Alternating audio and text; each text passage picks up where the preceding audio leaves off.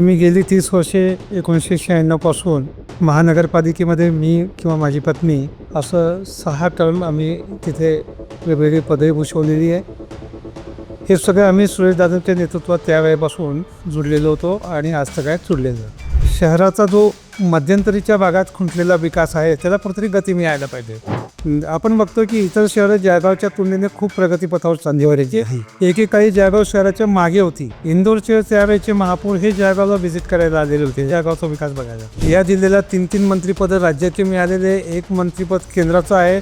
पण थोडंसं कुठेतरी नियोजनामध्ये प्रशासन ज्या पद्धतीने अपेक्षित असलेलं सहकार्य मागील काळात झालेलं दिसून येत नाही. जे घरकुलांसाठी घेतलेलं कर्ज होतं ते या शहराच्या विकासाच्या दृष्टिकोनातूनच घेतलेलं कर्ज होतं. ज्यांना संपूर्ण महाराष्ट्र पाहिजे, मामांना संपूर्ण शहर पाहिजे, पक्ष नेतृत्वाच्या अनुषंगाने जिल्हा पाहिजे आहे, त्यावेळेला मी गिरीश भाऊंकडे गेलो. ते मंत्री महोदय होते आणि गिरीश भाऊंनी त्यावेळेला सुद्धा शहराच्या विकासाच्या दृष्टिकोनातनं मला देवेंद्र फडणवीस साहेबांकडे घेऊन गेले.